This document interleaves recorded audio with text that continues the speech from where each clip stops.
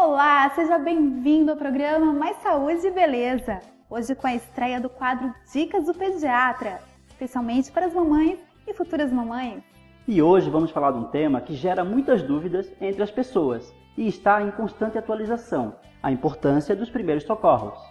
Em tudo que fazemos, há uma dose de risco, seja no trabalho, em casa, praticando algum esporte ou transitando pelas ruas da cidade.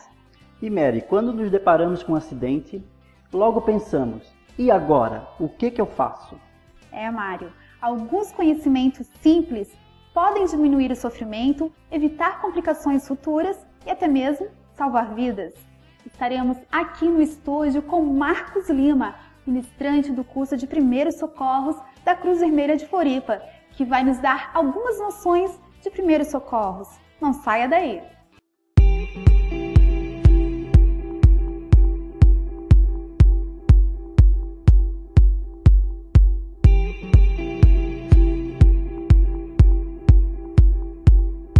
Olá, voltamos com o programa Mais Saúde e Beleza. Hoje com a presença do fisioterapeuta Marcos Lima. Ele é ministrante do curso de Primeiros Socorros da Cruz Vermelha. Olá, Marcos, tudo bem? Tudo bem. Seja bem-vindo.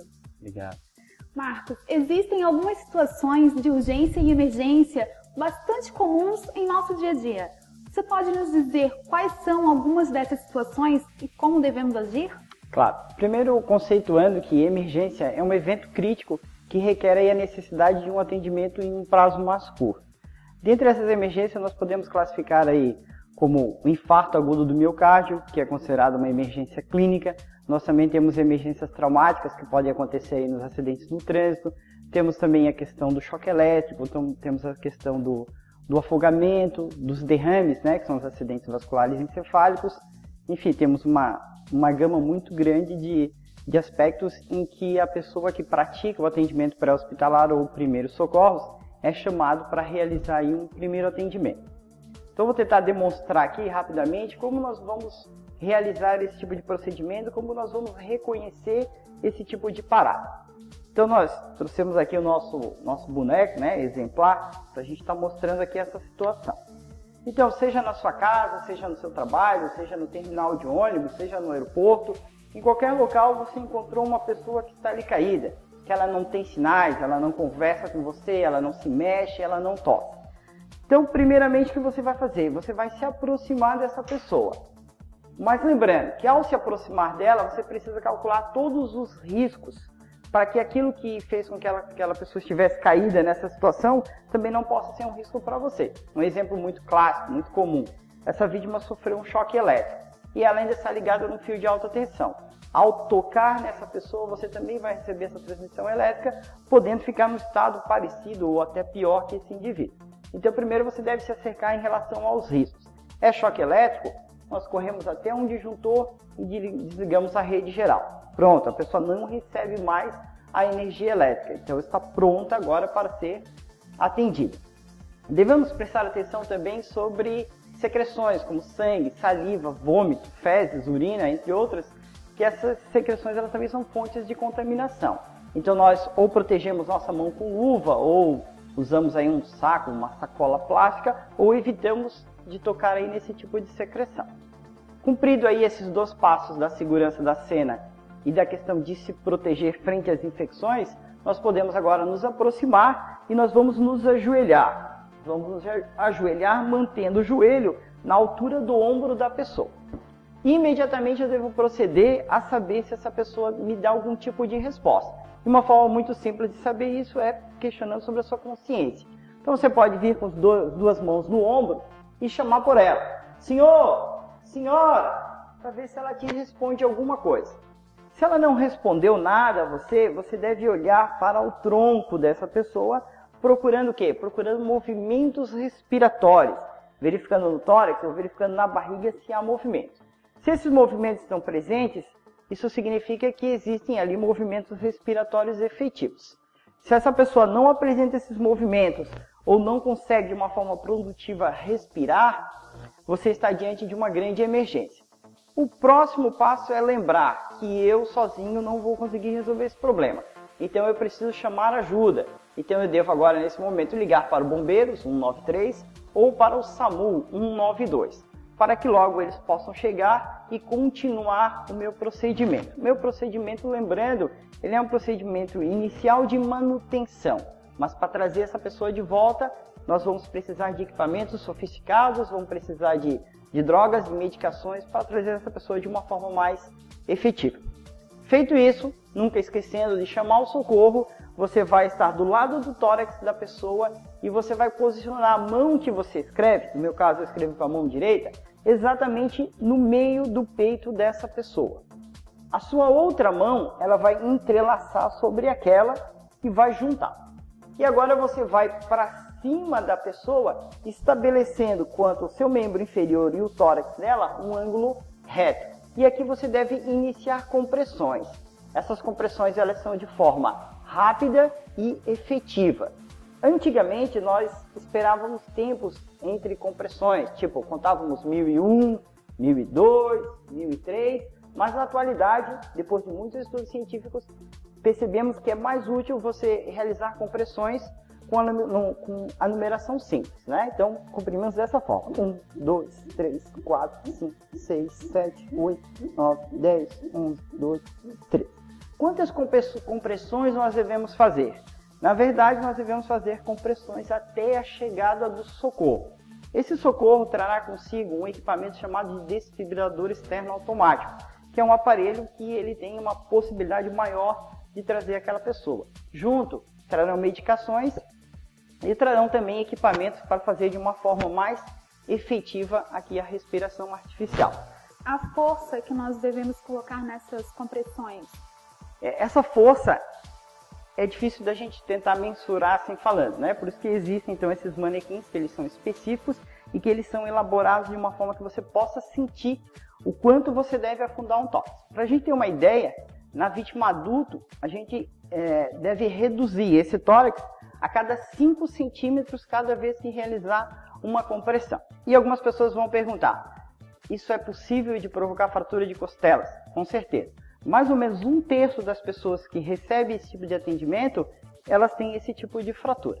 Mas, na verdade, a gente continua fazendo o procedimento porque a nossa tentativa é fazer com que esse coração, de uma forma artificial, esteja levando sangue para os órgãos do corpo, principalmente para o principal deles, que é o cérebro. E nós devemos fazer as compressões sempre numa superfície plana, nunca em cima da cama. Perfeito. Então esse é o erro aí de algumas pessoas, né? Porque vai ter o seu parente que às vezes passou mal, teve um infarto, teve um acidente vascular, um derrame em cima de uma cama e começa a exercer a RCP em cima.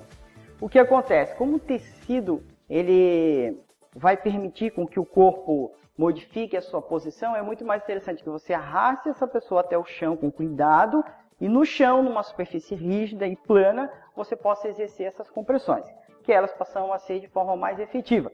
Mesma coisa dentro de veículos. Se eu tiver que fazer RCP numa vítima, mesmo que ela esteja deitada no banco de um carro, da mesma forma eu devo retirá-la, trazê-la até o chão e iniciar as compressões em uma superfície rígida. E os sinais e sintomas de infarto? Os sinais e sintomas do infarto. Classicamente nós temos uma dor em compressão no meio do peito, como se alguém estivesse empurrando ou pisando em cima de você.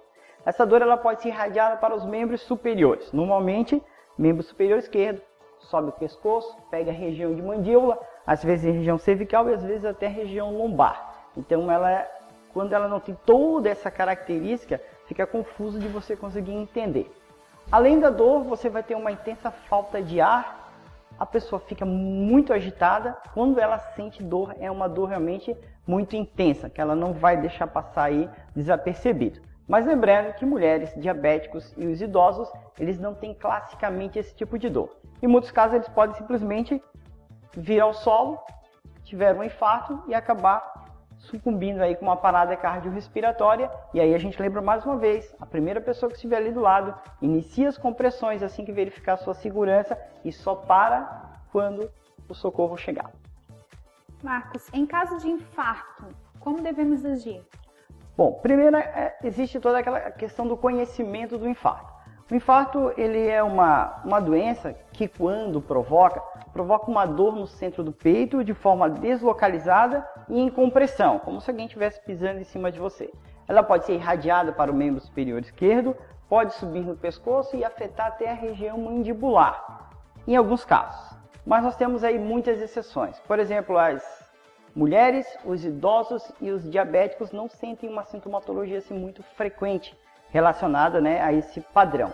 Outros podem sentir simplesmente uma dor na região gástrica, outros uma dor na coluna cervical, uma dor que sobe pelo pescoço, uma dor lombar. E isso tudo vai acabar culminando, se não houver aí um reconhecimento e um tratamento efetivo, isso pode progredir com a parada cardiorrespiratória. Se você conseguir perceber de alguma forma que isso é um infarto, trata-se então de uma emergência. Então, de imediato, você deve posicionar a pessoa numa posição que nós chamamos de semi-sentada. A gente nem deita, porque deitar vai atrapalhar, vai dificultar o processo respiratório. E sentar é meio pesado para a pessoa. Então, a gente deixa ela numa posição semi-sentada, procura ventilar bem o ambiente, acalmar bem a pessoa e imediatamente acionar o serviço de emergência médica, através daqueles números que nós já enfatizamos. Certo. E em caso de desmaio, como devemos proceder? Muito bem. Então, o desmaio, ele tem aí algumas causas, né? Então, nós temos medo, dor, hipoglicemia, que é uma das principais causas, ou seja, o indivíduo já está bastante tempo ali sem se alimentar, ou a quantidade de alimento que ele ingeriu não está sendo compatível com a quantidade de atividade física que ele está exercendo, como que acontece aí nas academias, por exemplo, e de uma forma estratégica, o seu cérebro acaba temporariamente desligando você.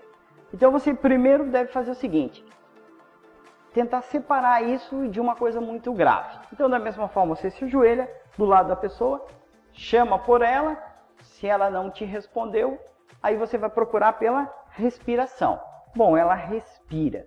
O indivíduo que desmaia, normalmente ele fica pálido, ele fica suando frio. E como o que aconteceu foi uma redução na cabeça, da pressão na cabeça, nós devemos então fazer uma elevação dos membros inferiores ou das pernas dessa vítima. Pedir para alguém que levante uma altura de 30 centímetros já é suficiente. Você fica ali acompanhando e possivelmente essa pessoa logo começa a responder pela consciência, pode chamar, pode estimular por ela. Atitudes como jogar água ou passar álcool nos punhos são coisas que não são efetivas, na verdade não condizem com a fisiopatologia de um desmaio.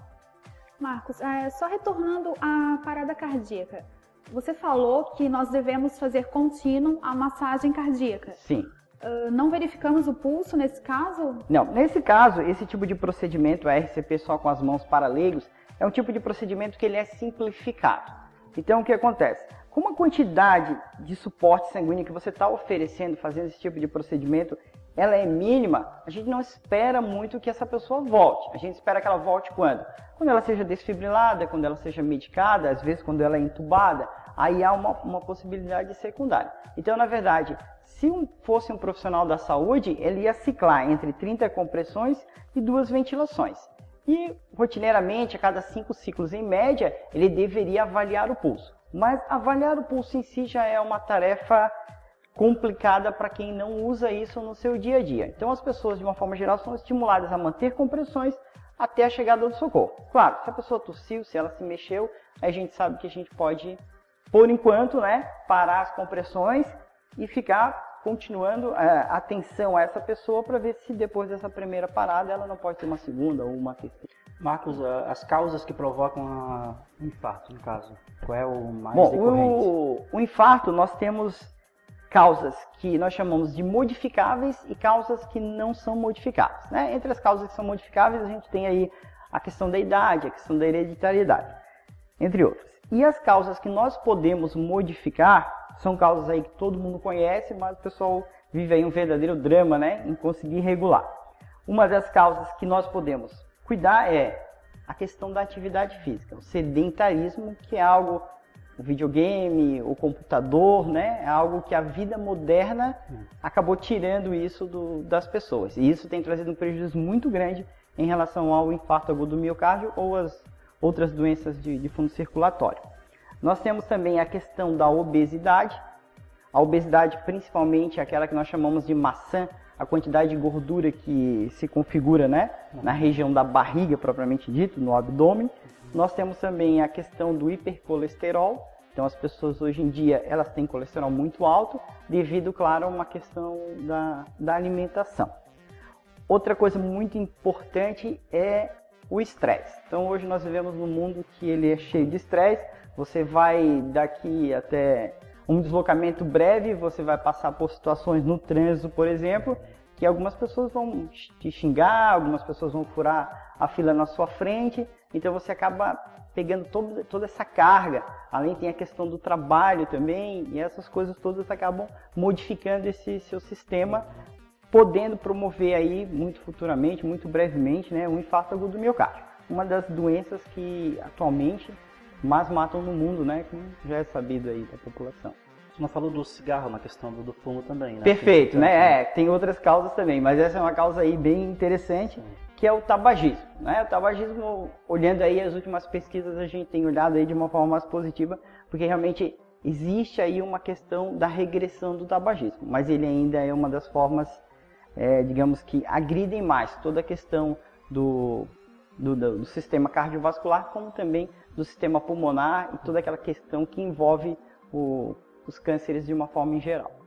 Se o coração voltar a bater e a pessoa estiver massageando, não vai ocasionar nenhuma lesão para esse coração? Não, de forma alguma. Mesmo porque, de uma forma, a gente não garante que esse coração vai bater com toda aquela força e com toda aquela frequência que nós desejaríamos. Então, é indicada que, ao público leigo, ele continue com pressões efetivas até a chegada do socorro. Na verdade, o atendimento de uma vítima em parada cardíaca, ele teria sucesso se nós utilizássemos os chamados 5 anéis de sobrevivência, onde o primeiro é aquela chamada do socorro, o segundo é iniciar a reanimação cardiopulmonar, o terceiro é o uso do desfibrilador externo automático, que em alguns locais, como por exemplo o aeroporto, os shopping centers e os ginásios de futebol, eles têm lá, por uma legislação, esse tipo de aparelho. Então ele já pode ser utilizado ali imediatamente. Nos outros casos, nós esperamos a chegada do socorro para que os socorristas, né, tragam o desfibrilador. Como quarto, essa pessoa precisa ser atendida por um profissional médico, onde ele vai utilizar ali medidas que nós chamamos de medidas avançadas, que incluem aí a terapia com drogas, né, e a intubação orotraqueal. E depois de tudo isso ainda, essa pessoa precisa ser estabilizada em um ambiente hospitalar. Então, em muitos casos, a gente vai notar que ela vai precisar de um tratamento e em unidade de terapia intensiva. Então, o processo é muito mais complexo do que se configura na novela ou que se configura nos filmes. Mas, se você, que está ali no lado da pessoa que sofreu a parada cardíaca, não iniciar imediatamente esse procedimento da RCP só com as mãos, a hora que a equipe de socorro chegar, ela vai exercer tentativas. Só que essas tentativas, normalmente, elas vão ser frustradas, porque o tempo em que o encéfalo desse indivíduo ficou sem receber esse oxigênio já é suficiente para lesioná-lo, para levar à morte encefálica, e a gente sabe que nesse caso não há mais solução. Marcos, para a gente finalizar, picada de cobra é uma dúvida assim bastante frequente. Certo. Então, de uma forma geral, a gente fala picada de animais peçonhentos, né? Só para lembrar que nem toda cobra ela possui uma peçonha. Nem toda cobra tem um aparelho que possa inocular, na verdade, essa toxina. As cobras aqui na nossa região aqui litorânea, nós temos ali a cobra jararaca e a cobra coral, são as nossas cobras peçonhentas. Quando o indivíduo for picado por um animal como esse, ele deve, em primeiro lugar, dentro das possibilidades, lavar com bastante água e sabão, porque os dentes da cobra eles têm bactérias que podem produzir infecções ali no local. Aquela peçonha, aquela toxina que entrou, ela vai passar como uma injeção, através do seu tecido gorduroso até tecido muscular, vai atingir a região vascular e depois disseminar ali aquele tipo de toxina. Enquanto isso, a gente já espera que a pessoa esteja lá no ambiente hospitalar. Então você mantém a pessoa calma, aciona o sistema de emergência e eles vão cuidar de fazer esse tipo de transporte. A gente tem aqui em Santa Catarina o CIT, que é o Centro de Informações Toxicológicas, que atende pelo telefone 0800 643 5252, que é o local mais específico para você estar levando uma pessoa que tenha sido agredida aí por um animal peçonhento. Eles já podem te dar orientações mesmo lá no local enfatizando aí a importância de não deixar com que a pessoa se movimente e a importância de que tão logo ela possa estar em ambiente hospitalar. Eleva-se o membro ou não? Pode-se manter o membro elevado também. Mas, importante, não se faz furos em volta do local da picada, como em alguns casos, né, em algumas literaturas nós observamos. Não se suga o veneno, lembrando principalmente que a sua boca é uma área muito contaminada. Você estaria levando uma grande quantidade de micro-organismos, como bactérias, que podem facilitar ali o processo da infecção. E não se faz o uso de garrotes ou torniquetes, ou seja, se você amarrar, você acaba aprisionando aquela peçonha. E se o tipo de peçonha tiver enzimas, que nós chamamos de proteolíticas, elas podem culminar com a necrose, com o apodrecimento desse membro aí muito rapidamente. Então, muito mais efetivo você cuidar do transporte para que a pessoa possa tomar o soro, né? O soro normalmente são soros específicos, pelo reconhecimento dos sinais ou sintomas que o indivíduo vai ter, o especialista tem uma ideia de que tipo de cobra, né, de que tipo de enzima aquela cobra efetuou para que o indivíduo possa ter aquela sintomatologia, então ele vai tomar um soro mais específico, né? Então a gente cita, por exemplo, para a cobra jararaca existe um soro chamado de antibotrópico, para a cobra coral existe um soro chamado de antimicros. Uma coisa bem importante, não procure capturar o animal. Essa história de capturar o animal já resultou em muitas lesões secundárias. Então, algum tempo atrás aqui nós tivemos a situação em que uma pessoa foi picada por uma cobra, por uma jararaca, e o pai tentou segurar a cobra, jogou uma jaqueta em cima dele. E a hora que ele foi lá para pegar a cobra mais efetivamente, ela também acabou picando, acabou fugindo, então quer dizer, não deu muito certo essa história. Então não há também uma real necessidade de você ter que levar ali o animal. O máximo que você pode fazer, de uma forma muito segura, bate uma foto que isso pode até ajudar. Mas, relembro, a sintomatologia do local da picada dá pistas para os especialistas de que tipo de animal picou o indivíduo. Você falou que pode-se levar o membro, mas na hora que nós estamos elevando o membro, o veneno não pode irradiar para o resto do corpo? Na verdade é o seguinte, é que tudo depende do tipo de peçonha. Às vezes nós não queremos que um tipo de peçonha fique estagnado naquela região, como por exemplo a enzima proteolítica, que é muito própria da cobra jararaca.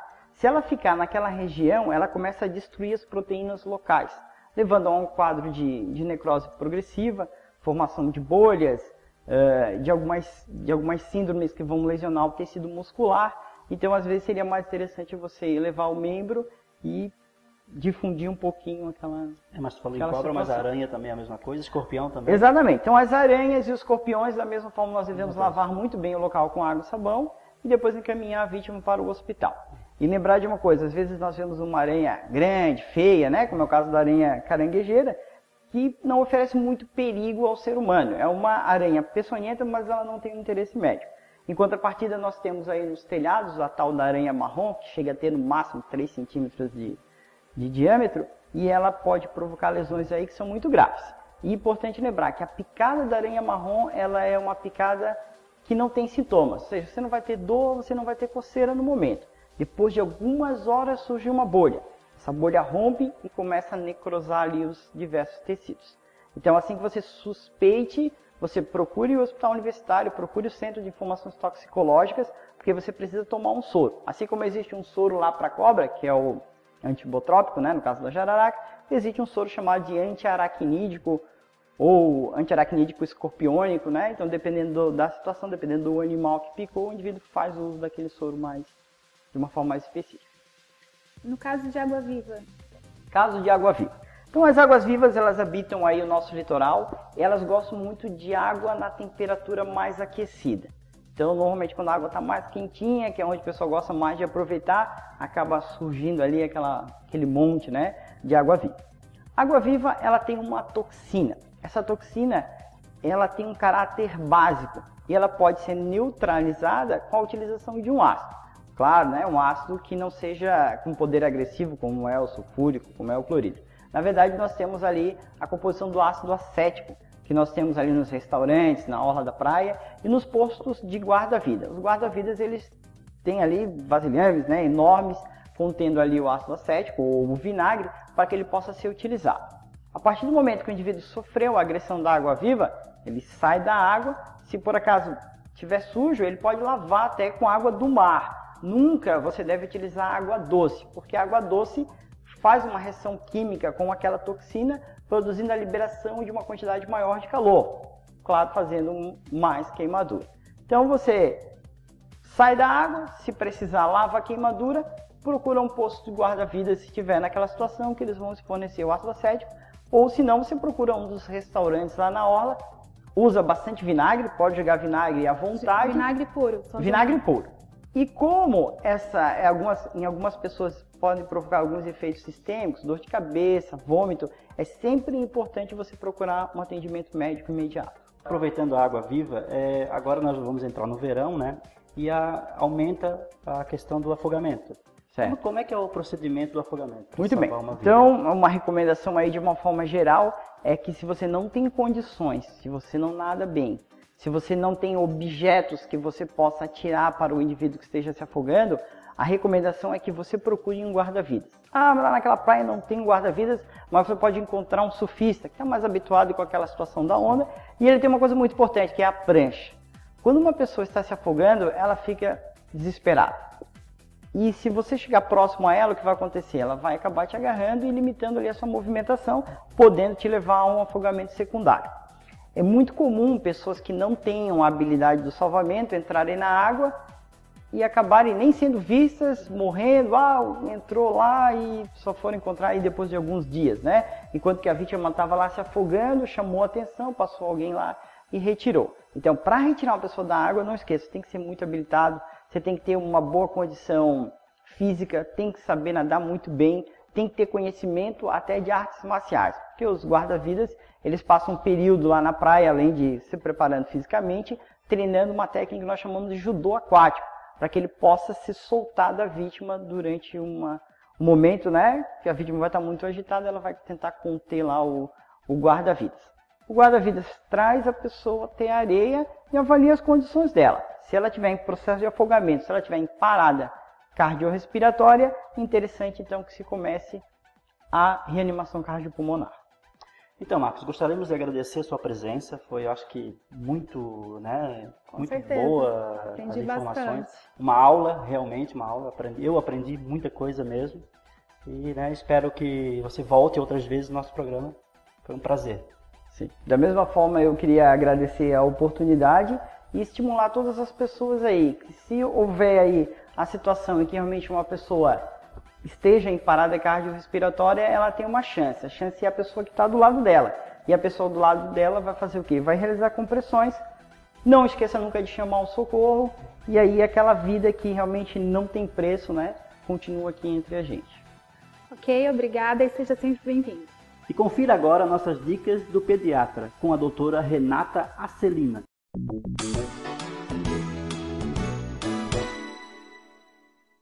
O uso de cosméticos na infância vem sendo cada vez mais falado ultimamente pela mídia. O uso de cosméticos não chega a ser uma contraindicação durante a infância, porém ela deve ser vista com cuidado. As crianças, elas podem sim seguir os pais, até porque normalmente eles se espelham nos pais, tanto no uso de produtos de beleza, no uso de cosméticos, no uso de filtros solares, que muitas vezes são importantes, mas o problema reside quando a criança acaba largando os brinquedos e acaba se preocupando mais com o espelho, com a sua imagem. Os cosméticos, eles podem sim trazer alguns perigos para a criança, principalmente por eles serem voltados para o público adulto, que possui um pH de pele diferente, que possui uma textura de pele diferente. O ideal é que os produtos de beleza, eles sejam de responsabilidade dos pais, que sejam escolhidos produtos voltados para o público infantil e que sejam aprovados pela Agência de Vigilância Sanitária, a Anvisa. Infelizmente, a mídia, televisão e até mesmo os próprios pequenos acabam mandando nessa questão da escolha dos produtos, o que não deve ser permitido pelos pais. O fato dos filtros solares são também considerados cosméticos, mas por outro lado, são cosméticos bons, que visam sim a ajudar mas eles devem sim ser escolhidos de forma para ajudar as crianças e filtros solares que sejam mais voltados para esse público. Quanto aos desodorantes, eles são liberados a partir dos 8 anos de idade em que as crianças poderiam já estar começando a sua puberdade. Só que eles devem ser voltados para o público, não contendo antitranspirantes, para não alterar a função das glândulas sudoríparas, que não sejam sprays, para que não afetem os olhos e que tenham sabores amargos, para que não sejam ingeridos pelos mesmos. Quanto às maquiagens, devem ser escolhidas principalmente aquelas antialérgicas e que tenham menores quantidades de produtos químicos e de corantes. Se todos tivessem noções básicas de primeiros socorros, muitas vidas poderiam ser salvas, né, Mário? Com certeza, Mary. A pessoa que chama por socorro especializado também está ajudando de alguma forma. O fundamental é saber que em situações de emergência deve se manter a calma e ter em mente que a prestação de socorro não exclui a importância de um médico. E você deve ter sempre na mão os telefones mais importantes de socorro, do SAMU 192, dos bombeiros 193, e assim que perceber qualquer situação de emergência, ligue, chame mesmo. É isso aí, esperamos ter ajudado você a aprender um pouco sobre primeiros socorros. Qualquer dúvida você sabe, entre em contato com a gente.